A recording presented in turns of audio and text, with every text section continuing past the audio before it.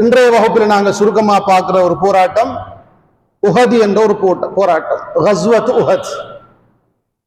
அன்புக்குரிய சகோதரர்களே, இந்த உஹது என்ற போராட்டத்துக்கான பின்னணி காரணம் என்னென்றா, பத்ர் யுத்தத்திலே குறைஷி காஃபிர்கள் அடைந்த தோல்விக்கு பழிக்கு பழி வாங்க வேண்டும் என்ற அவர்களுடைய அந்த எண்ணம் தான். அதற்காக வேண்டி அவர்கள் கிட்டத்தட்ட ஒரு வருட காலம் ஒரு மிகப்பெரிய ஒரு படையோடு தயார்படுத்தி கொண்டிருந்தார்கள். எப்படியாவது போய் முஸ்லிம்களை அழிக்கணும்ங்கிறதுக்காக வேண்டி ஒரு பெரிய ஒரு படையை தயார் செய்து கொண்டிருந்தார்கள் குறைஷி காஃபிர்கள். அந்த திட்டத்திற்காக அவர்கள் ஏற்கனவே உங்களுக்கு தெரியும், அபூ சுஃபியான் ஒரு பிரயாண குழுவோடு வருகிறார். அந்த குழுவில் கொண்டு வரப்பட்ட அனைத்து பொருளாதாரங்களையும் அதற்கு சொந்தக்காரரிடத்திலே இவர்கள் கேட்கிறார்கள். முஸ்லிம்களுக்கு எதிரான போராட்டத்திற்காக நீங்க அதை தரணும் என்று கேட்டாங்க.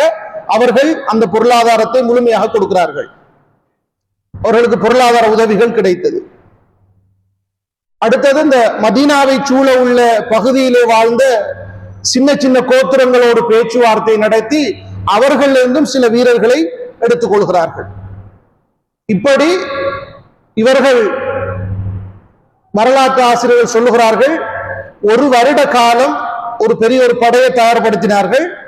அவங்களோட படைப்பலம் எப்படி இருந்துச்சுன்னு சொன்னா, 3000 பேர் இருந்தார்கள். அந்த கூட்டு படையில காஃபிர்கள் தரப்புல 3000 பேர் இருந்தார்கள்.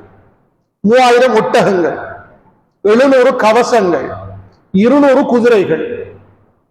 குதிரை வீரர்களும் அவர்களோடு சேர்ந்து கொண்ட ஒரு மிகப்பெரிய ஒரு படை. இந்த படைக்கு பிரதான தளபதியாக சென்றவர் யார் என்று கேட்டால் அபூ சுஃபியான். அபூ சுஃபியான் என்பவர் பிற்பட்ட காலத்திலே இஸ்லாத்தை ஏற்றுக்கொள்கிறார். அவருடைய மகளை அல்லாஹ்வுடைய தூதர் திருமணம் செய்திருக்கிறார்கள். யாரு? அபூ சுஃபியானுடைய மகள்.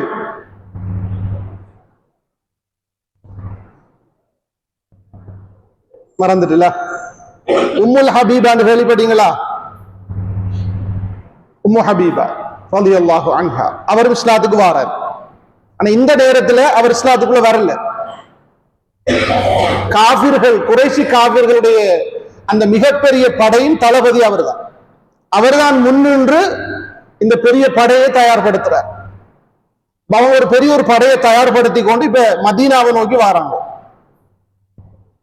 இப்போது இந்த விடயத்தை மக்காவிலே இருந்த அப்பாஸ் இப்னு அப்துல் முத்தலிப், அவர் அப்ப இஸ்லாத்துக்குள்ள வரல, ஆனா முஸ்லீம்களுக்கு சார்பா தான் இருந்தார். அவர் என்ன செய்யறாருன்னா, இது எல்லாத்தையும் ஒரு செய்தியாக எழுதி, ஒரு கடிதத்தில் எழுதி ஒருவரிடத்திலே கொடுத்து அல்லாஹ்வுடைய தூதரிடத்தில் ஒப்படைக்கும்படி சொல்கிறார். இப்ப அவர் மதீனாவுக்கு வரணும். கிட்டத்தட்ட 3 நாள் பயணம் செய்து அவர் அந்த கடிதத்தை கொண்டு வருகிறார். அல்லாஹ்வுடைய தூதர் அப்போது குபா பள்ளியிலே இருக்கிறார்கள். அந்த கடிதம் கொடுக்கப்படுகிறது. பக்கத்தில் இருந்த ஒரு சஹாபி அந்த கடிதத்தை வாசித்து காட்டுகிறார்கள். இப்போது அல்லாஹ்வுடைய தூதருக்கு விளங்குகிறது, ஒரு பெரிய ஒரு படொண்டு மதீனாவை நோக்கி வந்து விட்டது. உடனே அல்லாஹ்வுடைய தூதர் மதீனாவுக்கு போறாங்க. முஹாஜிர்கள் அன்சாரிகள் இருக்கிற பெரும் தளபதிகளோடு கலந்து ஆலோசனை செய்கிறார்கள். மக்களுக்கு மத்தியிலே ஒரு அவசர நிலையை பிரகடனப்படுத்தி விட்டார்கள். எந்த நேரத்திலும் மதீனாவை நோக்கி படை வரலாம், தாக்குவதற்கு தயாராக இருந்து கொள்ளுங்கள். அப்ப உடனே எந்த அளவுக்கு என்றால், முஸ்லிம்கள் தொழுகைக்கு போகலையும் ஆயுதத்தோடு தான் போனாங்க. ஆயுதத்தை வைத்துக் கொண்டுதான் தொழுதார்கள். எந்த நேரத்திலும் போர் தொடுக்கப்படலாம் என்பதற்காக வேண்டி இப்படி ஒரு அவசரமான நிலை பிரகடனப்படுத்தப்பட்டது. இப்போது ஹிஜ்ரி 3வது வருடம் ஷவ்வால் மாதம் பிறை 6 வெள்ளிக்கிழமை, குறைஷி காஃபிர்களுடைய படை 3000 பேர் கொண்ட படை அபூ சுஃபியானுடைய தலைமையிலே மதீனாவை நெருங்குகிறது. உஹது மலைக்கு பக்கத்திலே உள்ள அல் ஐனைன் என்ற ஒரு இடத்திலே அவர்கள் வந்து இறங்குகிறார்கள். அங்கே தங்களுடைய படைகளுக்கான அந்த முகாமை அவர்கள் இடுகிறார்கள். இப்போ அல்லாஹ்வுடைய தூதருக்கு அந்த செய்தி கிடைத்து விட்டது. இப்ப நெருங்கிட்டாங்க.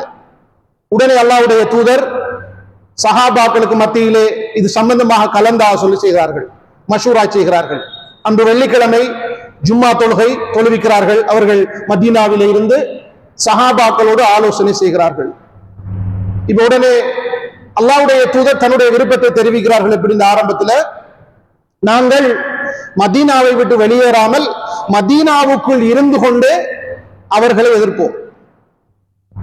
அவர்கள் அவங்களோட இடத்துல இருக்கட்டும், நாம மதீனாவுக்குள்ள இருப்போம், மதீனாவை பாதுகாப்போம். அப்படி அவங்க யாராவது மதீனாவுக்குள்ள நெருங்கினால் எங்கட வீரர்கள் எல்லாம் பாதைக்கு இறங்கி அவர்களுக்கு எதிராக போராடலாம், பெண்களும் அவர்களுக்கு எதிராக போராடலாம் என்ற ஒரு கருத்தை அல்லாஹ்வுடைய தூதர் ஆரம்பத்திலே முன்வைத்தார்கள். அந்த கருத்தை ஏற்றுக்கொண்டவர்களில் முதன்மையானவன் யார் என்றால் அந்த முனாஃபிக் தலைவன் தான். முனாஃபிக் தலைவன் பேர் என்ன? அப்துல்லா இப்னு உபை. அவன் பேர் மட்டும் நம்ம நாக்குக்குள்ள வருவது இல்லை, கடும் கஷ்டமா தான் இருக்குது. அப்துல்லா இப்னு உபை. அப்துல்லா இப்னு உபை அல்லாஹ்வுடைய தூதருடைய அந்த கருத்தை முதலாவது ஏற்றுக்கொண்டான், சுயநலம். அப்படி அல்லாஹ்வுடைய தூதர் ஒரு கருத்தை அறிவிக்கிற போது பத்ர் யுத்தத்தில் கலந்து கொள்ளாத சில இளைஞர்கள், பத்ர் யுத்தத்தில் கலந்து கொண்ட சில சஹாபாக்கள் அல்லாஹ்வுடைய தூதரிடத்துல இன்னொரு கருத்தை முன் வச்சாங்க. யா ரசூலல்லாஹ், நாங்க மதீனாவை விட்டு வெளியே போய் போராடுவோம். அப்ப அந்த இளைஞர்கள் சொன்னாங்க, இப்படி ஒரு நாளுக்காகத்தான் நாங்கள் அல்லாஹ்விடத்துல துஆ செய்தோம், இப்படி ஒரு நாளை நாங்கள் எதிர்பார்த்து கொண்டிருக்கிறோம் அல்லாஹ்வுடைய பாதையில் போராடுவதற்காக. நாங்கள் இந்த கட்டத்திலே மதீனாவுக்குள் தங்கிவிட்டால் அவர்களுக்கு பயந்து நாங்கள் மதீனாவுக்குள் தங்கிவிட்டோம், ஒளிந்து விட்டோம் என்று அவர்கள் நினைத்து விடுவார்கள். நாங்கள் பயப்பட தேவையில்லை அல்லாஹ்வுடைய தூதரே, நாங்கள் மதீனாவை விட்டு வெளியே போய் அவர்களோடு போராடுவோம் என்று இந்த சஹாபாக்கள் கருத்தை சொன்னார்கள். அப்படி கருத்து சொன்னவர்கள் ஒரு முக்கியமான ஒருவர் தான் ஹம்சா ரலியல்லாஹு அன்ஹு, அல்லாஹ்வுடைய தூதருடைய சாச்சா. அவரும் கடுமையா நின்றார், போராடுவோம் வெளியில போய். இந்த கட்டத்தில் அல்லாஹ்வுடைய தூதர் தன்னுடைய கருத்தை மாற்றிக் கொண்டார்கள்.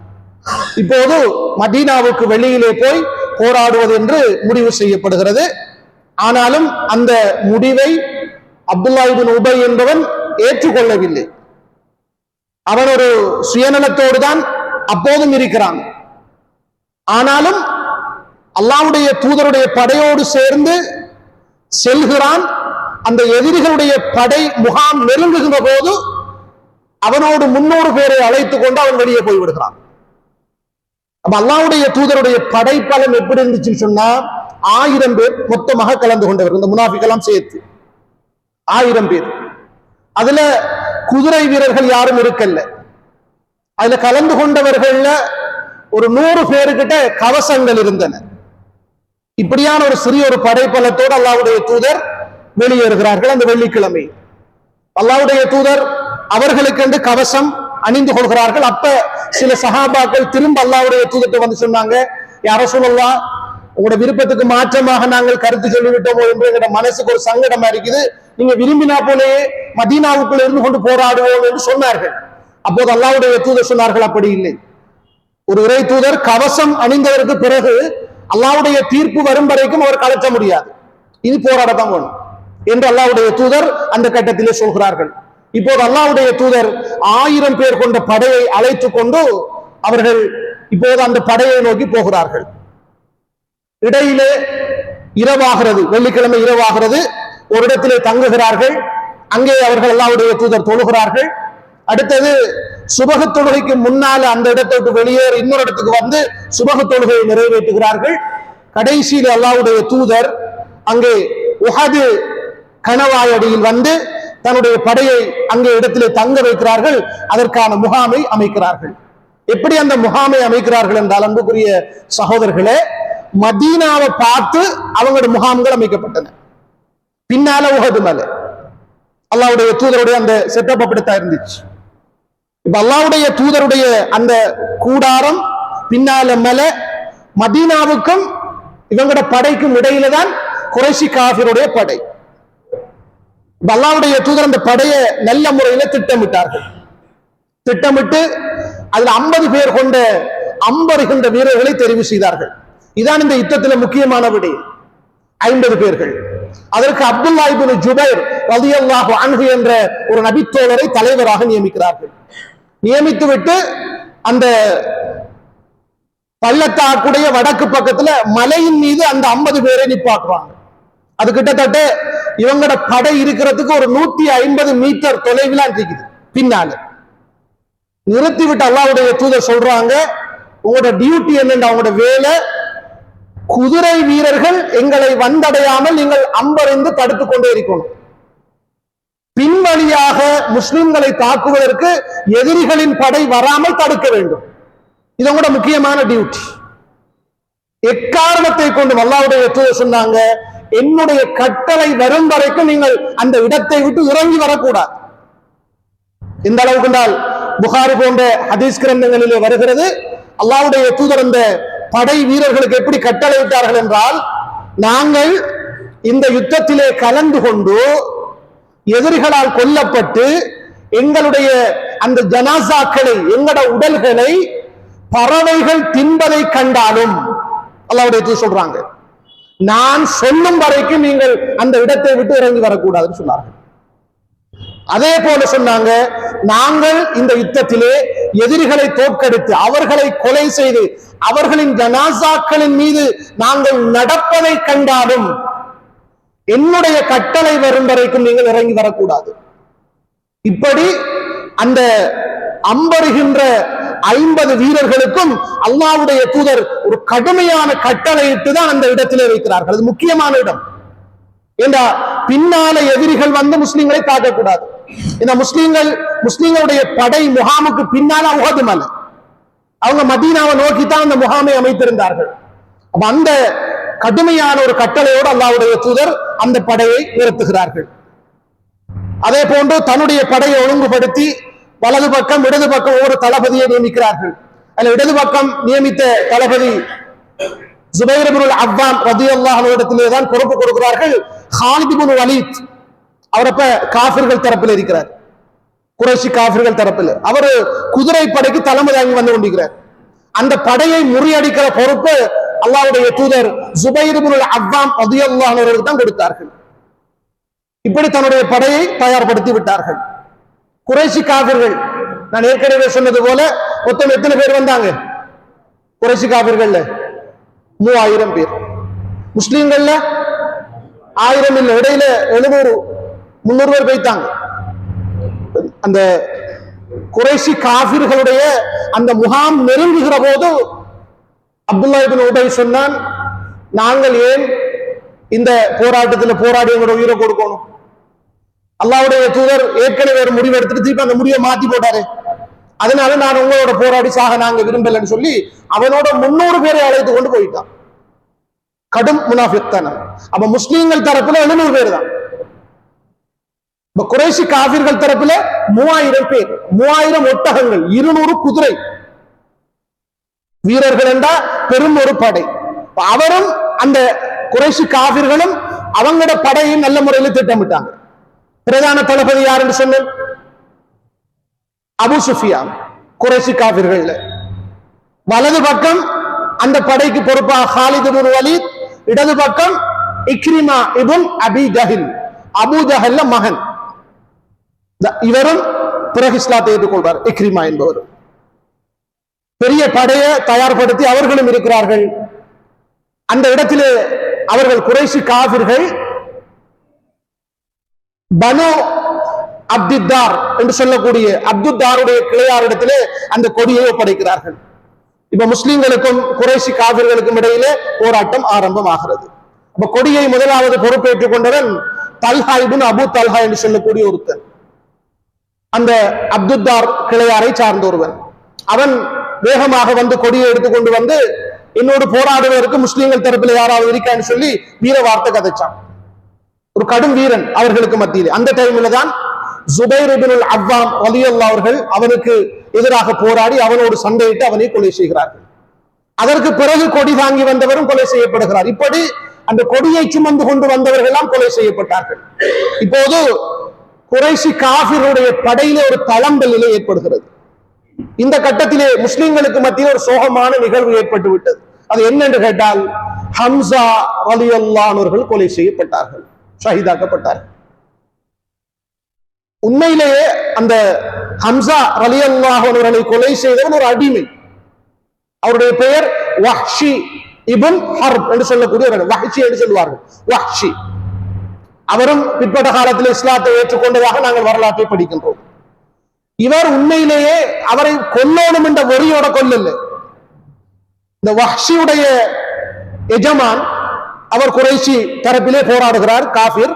அவர் சொன்னார் எப்படின்னா, இந்த யுத்தத்தில ஹம்சாவை நீ கொலை செய்தால் உன்னை நான் விடுதலை செய்வேன் என்று சொன்னார். அதனாலதான் இவரை டார்கெட் ஃபுல்லா அந்த போராட்டம் முழுக்க ஹம்சா ரலியல்லாஹு அன்ஹு தான். அப்ப அவரை நல்லா எதிர்பார்த்திருந்து அவர்களுக்கு அம்பிருந்து அவர்களை இவர் கொலை செய்து விடுகிறார். வஹ்ஷி என்பவர். அல்லாஹ்வுடைய தூதருக்கு ஒரு பெரிய கவலை, சஹாபாக்களுக்கும் பெரிய கவலை. ஆனால் சஹாபாக்கள் மனம் தளரல்ல. என்ன ஒரு முக்கியமான சஹாபி ஹம்சா ரலியல்லாஹு அவர்கள் கடைசி வரைக்கும் கடுமையாக போராடி கொண்டாங்க. முஸ்லிம்கள் தரப்புல அபூபக்கர் இருந்தார், உமர் இருந்தார், அலி இருந்தார், பெரும்பெரும் சஹாபாக்கள் இருக்கிறாங்க. போராட்டம் நடைபெற்றுக் கொண்டிருக்கிறது. அன்புக்குரிய சகோதரர்களே, அல்லாஹ்வுடைய ஏற்பாடு இந்த உஹது யுத்தத்துடைய முதலாவது பகுதியில் அல்லாஹு தஆலா முஸ்லிம்களுக்கு தான் வெற்றியை எழுதியிருந்தார். எதிரிகளுடைய படை சிதறடிக்கப்படுகிறது. அவங்க புறமுதுகு காட்டிக்கொண்டு ஓடுகிறார்கள், விரண்டோடுகிறார்கள். அந்த மலையில் இருந்த அந்த சஹாபி சொல்கிறார், பெண்கள் எல்லாம் ஓடுவதை நான் கண்டேன். அவங்க இந்த யுத்தத்தில் குறைஷி காபிர்கள் 15 பெண்களையும் அழைத்துக் கொண்டு வந்தார்கள். என்ன காரணம் என்றால், இந்த யுத்தத்தில் அந்த வீரர்களை அவர்கள் உற்சாகப்படுத்தி கவிதை பாடி அந்த வரியை உருவாக்க வேண்டும் என்பதற்காக வேண்டி 15 பெண்களையும் அழைத்துக் கொண்டு வந்தார்கள் குறைஷி காபிர்கள். அவர்கள் ஓடுவதை கண்டேன், எதிரிகள் எல்லாம் ஓடுவதை நாங்கள் கண்டோம். ஒரு கட்டத்திலே அல்லாஹ்வுடைய ஏற்பாடு, அன்புக்குரிய சகோதரர்களே, முதலாவது கட்ட முஸ்லிம்களுக்கு தான் வெற்றி கிடைத்தது. எதிரிகள் எல்லாம் அந்த இடத்தை விட்டு ஓடுறாங்க.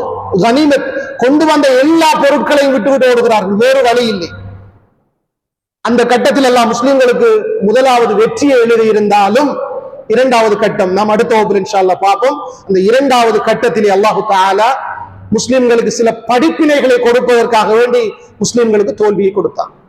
இன்ஷா அல்லாஹ் தோல்வி எப்படி அடைந்தது என்பதை நாம் இன்ஷா அல்லாஹ் அடுத்த வகுப்பிலே பார்த்துக் கொள்வோம். வ ஆகிரு தஅவானா அனில் ஹம்துலில்லாஹி ரப்பில் ஆலமீன்.